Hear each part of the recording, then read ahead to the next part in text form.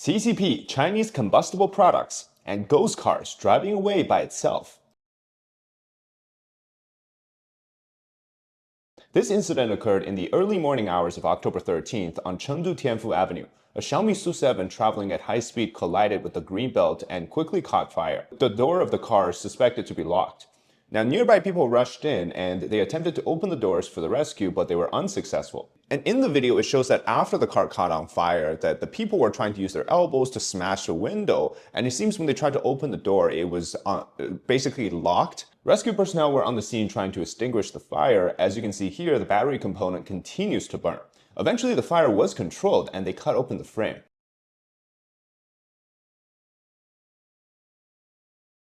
But that was too late, and I won't show you the full picture, but you can already guess what happened to the driver. Yeah, so this is the car they pulled up to stream in China, and they were like, wow, it goes so fast. It's a Xiaomi SU7. It's a Porsche knockoff. Allegedly, the car is equipped with an underhand tab that you can pull to open the door, and that's according to the CEO of Xiaomi, Lei Jun. But the problem is, here's a video discussing that underneath handle in a teardown. So according to this video on YouTube, the handle is controlled by two switches. And it's not a mechanical switch, meaning that the system is hooked up to power. Now, I don't know if independently it's powered by another system or it's connected to the main battery. But as you can see, if it's not a mechanical switch, it's going to have to use power to open it. So usually a safety feature like this should be mechanical or something that you can do maybe with a key or something, right? Yeah, I know you think that the number 2 EV in China would have something to consider, that maybe in those safety features that it shouldn't be relying on a burning battery. And that's not the only safety feature. Xiaomi actually filed a patent, with the core of this patent essentially being an intelligent collision detection system. According to the abstract of this patent, the method, upon confirming that the car is moving, will start to gather data. And when the system detects a collision, it will promptly trigger a safety collision message that's sent to EMS and to Xiaomi so that people can be alerted to come to rescue. Obviously, this isn't some groundbreaking stuff. Apple phones, the newer ones, have had this collision feature since the 15. But guess what Xiaomi's response was this time? Because this incident took place at 3 a.m. in the morning, there was nobody on call, on duty to take these signal calls. And so essentially, had it not for the people that were nearby who eventually called emergency rescue, this person would have been, stranded like that. Nobody would have noticed it. I mean, in this video, this EV driver is smart. He opens his door after crashing into another car and then into the beams so it doesn't get locked upon impact. Oh boy, Chinese EVs having a rough week. And unfortunately, this is not something that's like a unique once in a lifetime occurrence. It's actually quite common. I've done so many videos on this. Of course, the CCP will focus on protecting the image of the brand and to shift all of the blames onto the driver, who, according to the police report at the time, he was drunk driving. And so obviously all of the blame should be on that driver, right? How dare you drunk drive? And nothing on the car's own mechanical and electrical issues. In other words, 100% his fault, not the car's fault. Now, because nothing is bad about Chinese EVs, it means that the safety features and the rescue operation should perform smoothly.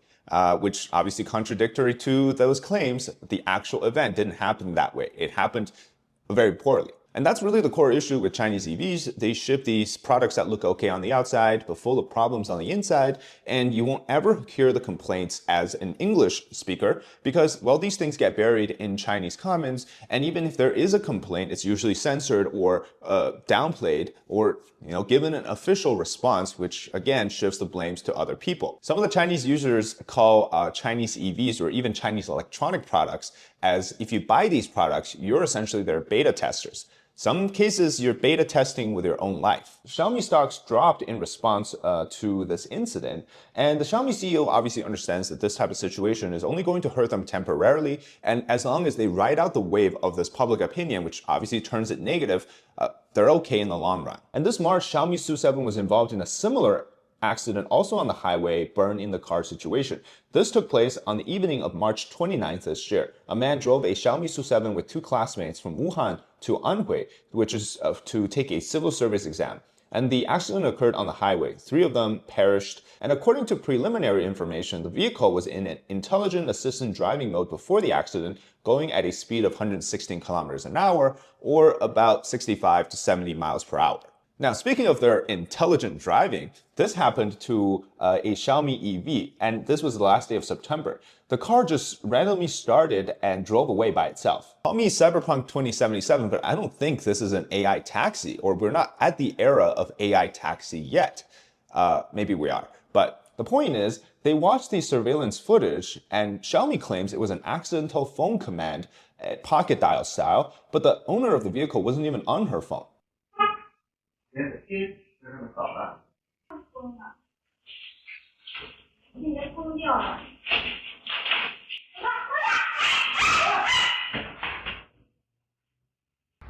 说我们博流量的啊，说我们自己点的，来看一下，现在是锁的状态啊，然后我要点一下，我要一不小心点到这个自动泊车，哎，然后还要等，有人说直接打开就能走，我也不知道谁的车这么厉害，谁打开就能走，好吧？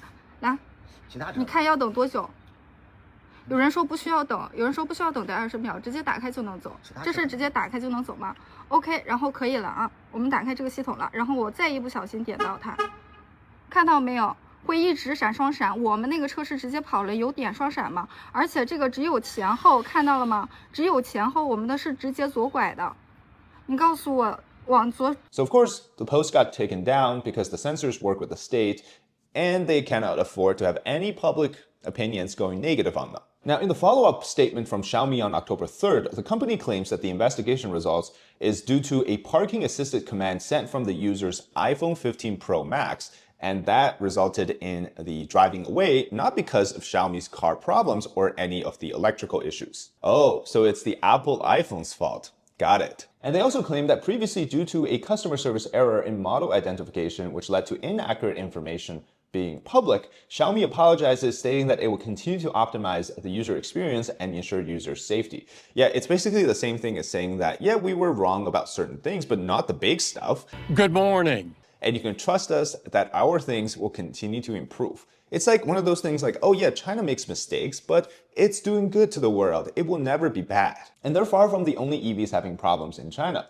This is an Aito M9 EV. It just scratched the front bumper, but somehow the rear wheel struts snapped. 不是装到这里哦，是弹起来哦。 A lot of people in China talk about buying Chinese EVs as an intellectual tax, meaning that if you're smart enough to not buy them, well, you don't have to pay this tax. And if you're dumb and you trust the products, well, that's the taxation you have to pay.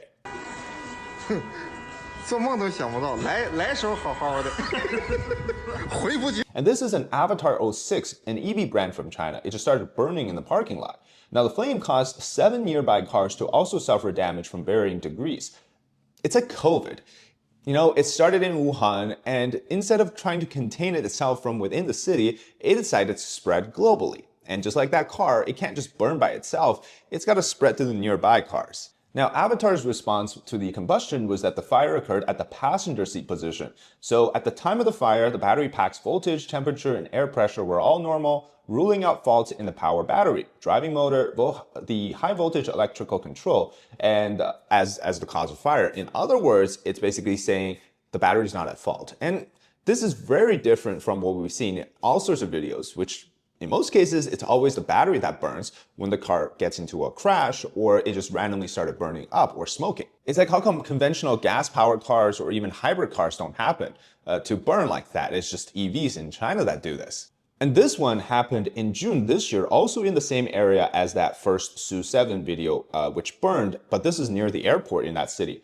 And BYD is also having a bad week. Their sales numbers have plummeted, but also their stores are closing. And so even though they're overproducing, they're considering this as an upward trend. It's just the production numbers. The actual number for the consumption is still low. And honestly, what they do with, I've done a video on this, is they fake register the vehicle to make up those numbers of buyers. And in reality, they're just simply not getting that much in real sales. And so at the end of the day, this is all a big Ponzi scheme. It's a dangerous one because, I mean, you're physically sitting in the car. So yeah, take extra precaution when you're considering buying a Chinese EV.